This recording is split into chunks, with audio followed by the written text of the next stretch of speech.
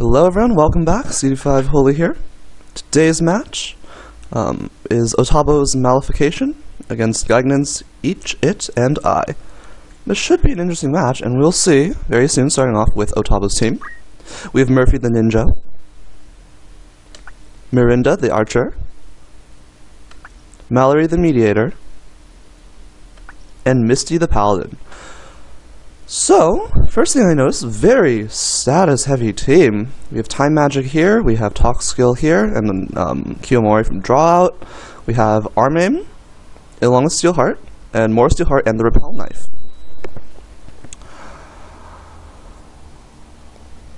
So, this kind of suggests going, well, I don't know if it suggests, but it feels like Otabo's team wants to go to the late game, because these two users have both a Quickening as well, along the Curse Ring, and note, Maintenance. I'm very certain it's to protect the Curse Ring, because actually there's almost no revival on Otabo's team. He's essentially relying on the Curse Rings and Re-Raise, courtesy of Dragon Spirit and Re-Raise, along the Diamond Helmet. It's very interesting. Really curious to see how this plays out. So naturally, as we all know, Quickening makes Curse Ring better. And Quickening is just great in general because of that extra speed point. But then that, of course, lets you get back faster from Curse Ring. And if you can repeatedly use Quickening, you just get in a lot of turns. So ideally, Otabo will dominate the late game thanks to Quickening. Otabo's also like the only person I've seen to really use Maintenance, which is neat and very cool, honestly, because you know, that's how valuable these equipments are for him, that he's so willing to use to run Maintenance. And actually, you know, steel accessory is getting decently common nowadays, so it's not that strange of an idea. So yeah, it feels like the game plan for Otabo is use all the various statuses to stall a bit, and then eventually Quickening will help dominate. And actually, steel accessory, Murphy's Ninja, I think, is also going to be really important, because you can stop opponents' curse rings, and as well as accessories that block statuses, like Defense Ring. So that would get around, so that would free up, you know, Death Sentence from the Mediator. The Paladin from Time Magic knows Don't Move and Slow too, I believe. My biggest question was whether, you know, say these two are down, right? Are these two units, the Mediator and Paladin, are they tanky enough? Can they stall long enough for the two Curse Ring units to get back up? And that's where I'm not so sure. But I don't know, this team is just really interesting. So I'm excited to see how it plays out. Moving on to Gaignun's team, we have Duke the Ninja, the King the Archer, Usagi the Priest, and Elza the Wizard. So Gaignun's trying to show off how deadly oil plus elemental attacks can be. Here's our oil guy. Hidden Knife plus Short Edge 50% oil proc. It was funny, it's an accident. It was meant to be 25% oil proc, but at 50% it's so much better at 50%, it's pretty awesome. And of course Hidden Knife for the guaranteed hit. Tanky, thanks to Auto Potion, Move HP Up, Magic Defend Up, and Church. And the Sand Outfit works well with the Spell Gunner. Glacier Gun, Ice. Sand Outfit, Absorb Ice. Hey! Oh, goodness. Drop my mic. Sorry. So the Archer, max damage Spell Gunner, basically, right? Projectile, Magic Attack Up, Kaiser Plate, Pilgrimage. All going for big numbers. Projectile Guard stops opposing Spell Guns. Like, this team is also very anti-Spell Gun, which we'll get to in a moment. In the meantime, he's very fast, thanks to Thief Hat and Save Your Clothes, and then Leather Mantle to help deal with enemies, say, like status magics. Because that 30 Emiv, not Leather Mantle. Leather Mantle's great. Usagi the Priest, pretty standard support unit, Raise 2 and Asuna. Then Haste 2 and Demi 2. Demi 2 does not get boosted by oil. Right? Oil boosts every element except Holy and Dark. But it still does a decent chunk of damage. I'm not sure if it's 50% or like 2/3. I'm not sure, but regardless, it can definitely hurt a lot. Also, White Robe plus the Times In, you know, very tanky, very anti-spell gun. Magic Defend Up here, so Times In here. It's very anti-spell gun. Wizard, 16 MA plus Strengthen, thanks to the Kaiser Plate. Effective 20 MA for her elemental attacks, which are Fire and Ice. She also knows Poison, which is... yeah, that could be relevant. You know, Poison shuts down Wish and Phoenix Down. She knows, like, she knows a bit of white magic. I think that Gray is Asuna Cure 2, maybe Cure as well. So, yeah, just beats down. Wizard knows Ice. There's Fire and Ice. I think I mentioned this, but Fire is relevant for one, both the AoE and the oil proc. And then Ice, of course, can be used to heal his ninja. And slow proc is also pretty awesome. Alright, now as for the overall match, I really have no idea how to call this, because it feels like Otabo's at a great advantage initially. So Flash Hat, right, initial Innocent, that cuts off, like, most of Gaignun's offense. And then Jade Armlet on the Paladin nulls Ice. And the Spellgummer is using Glacier Gun. And I don't think Gaignun has a way to... I don't think Gaignun has Steel Accessory. So it could be very problematic. And then, you know, the Paladin Priest might end up going back and forth between Slow 2 and Haste 2. So again, it feels like Otabo's advantage, but what happens once Innocent wears off? That's where I'm unsure. It's not like they have enough for quick... because the AI doesn't, like, constantly spam Quickening, right? They use Quickening if they're in critical and they're going to run away, or the opening when they have nothing else to do and they're really far away. Usually. Sometimes AI is weird with Quickening. So I don't know if, you know, they'll be...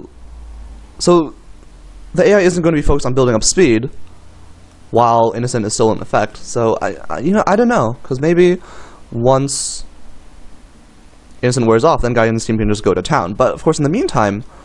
all the status effects are going to be relevant. All Otabo's other status effects, like the immediate, right? Death Sentence will just drop someone on Gaignun's team randomly, and then Kiyomori will be a problem for the ninja as well. Because if you can't land the oil proc, then the wizard at least becomes a lot less scary, even though both the wizard and archer for Gaignun do a lot of damage. Yeah, I don't know. It's really interesting. We'll see what happens. Round 1, map 27.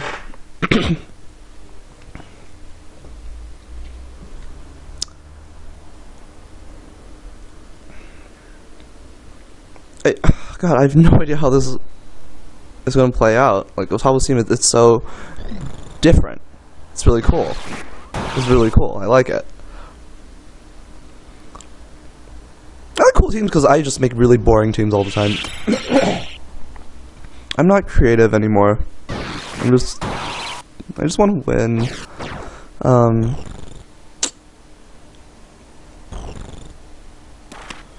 So Otabo's ninja has move MP up to sustain quickening spam, and then Otabo's archer has MP restore.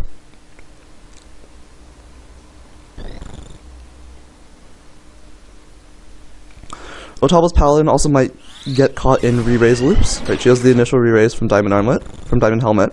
When she gets back up, she knows re-raise, and so she can just cast it on herself, and then someone can go kill her again, she'll get up, re-raise, etc., etc. And, oh! Petrify! I totally forgot about that. So it seems like Otabo is, probably going to... or Gaignun is probably going to win, because I don't know if Otabo's team has efficient ways to deal with status. I don't remember if I saw Refute on the Mediator or not, and oh my goodness, totally forgot about Steel Evil. That move is very relevant given how prevalent Cursed Ring is. Cannot forget that. So that looked like half. Arme misses. Now Elza going for oil to possibly finish off the The Paladin picks up a lot of Evade? Oh no, Zephyr Shield. Yeah, 90%. Oh wow, missed. There's a Don't Act though. Yeah, surprisingly it missed, but it happens. So I guess defending doubles magic evasion too. Because the Paladin only has a Zephyr Shield. So 5%. 5%, what do you call it? Physical and magical evade. In the meantime, our aim's going off. So it's 2 units Don't Acted now. It looks like more slow too. And the archer is detoned. He's gonna go down soon. Oh, there's a Don't Move. That's right, he has 2 AoE. Don't Move is cool. Bandage, but guess we're the Don't Act at the very least. So this is very awkward. Again, basically no revival on Otabo's team. The meter got separated and is dropped. And then the Stone Gunner, or the Ninja's been petrified. So it's a 4-on-2. Status is doing its job at the moment, but it's probably not going to last for long. Don't Act is going to miss eventually. Slow, everything wearing off. And now, Masamune.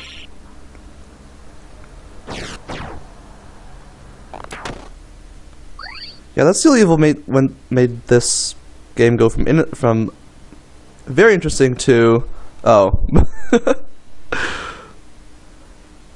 what's it going for? Probably a slow 2. Oh, Cure 2 to just heal herself, makes sense. Slow 2 catches everyone. Surprise, surprise. Yeah, high faith totals on Gaignun's team, along with slow 2's absurd accuracy. It's great. Masamune is there to apply haste.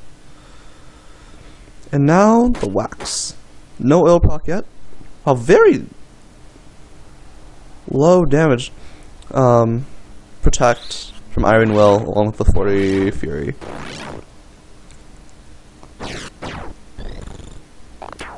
Projectile Guard doing its job. Otabo seems really hanging in there. I guess they can stall well. Ninja, thanks to the Green Beret, 40 jump. 4 jump lets him scale the rooftop, no problem. The Archer, much cooler, can just simply teleport. So yeah, Otabo seems to hang in there, but I don't think they can close it out naturally. They have two units in judgment. Oh, that's big damage. Innocent is worn off, it's oiled. Ice. I think weather effects have been gotten rid of, but otherwise normally, the snow would boost the ice a bit. And now it's 4-on-1. Oh, well. That unit can't. Oh, there's an oil. That's a problem. The Archer could, in theory, come back. It's a curse string, but things are not. It doesn't look like that's going to happen. Oil has been procced. That is a fire. Hurts her ninja for no good reason. Just for fun. Alright, Gaignun takes round 1. Let's see what happens in round 2. Small map for round 2, map 104. Dual residence. So clear line of sight for Steel Evils to go off for Gaignun. So this is gonna be pretty bad for Otabo. But there's also Charm, and Charm is very good. There's one Petrify. Head breaks. The ninja did absolutely nothing. Okay. AI does that. And slow 2. Probably gonna catch, well, at least those 2 units. Oh, it's gonna catch all 3. And that is a Demi 2 incoming. Wizard doesn't care, probably gonna go for some. Goes for fire. Oh, that's a Don't Move, not a slow 2. Oh, that's actually. Don't Move. That's actually pretty neat. No oil procs, but look at good damage.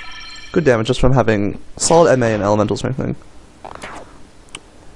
I guess the units have decently high faith totals as well, but there's that second Petrify. And Otabo's team does not have status removal, or status cleansing. And so Death Sentence has landed, but and the priest is charmed. Oh wow, the priest is charmed. Is the priest charmed? Feels like she's charmed, given that she's facing her teammates. Yeah, it's a haste 2. It's a haste 2, not an Asuna. Wow. Wow, that charm actually could have been, you know, game changer if landed Asuna on the archers, but no. Now charm's worn off. Oh my goodness. Oh my goodness. Wow. So terrible luck for Otabo as well. And spell guns. So now it's 4v1. And I don't think the M2 redirect is going to kill that wizard. Indeed, it does not. The fire redirect might. Oh no, she guards it as well, just for fun, thanks to Kaiser Plate. And there we are. I totally forgot about Seal Evil. I thought this was going to be a lot more interesting. But there you have it. Gaignun takes the win. And thanks for watching.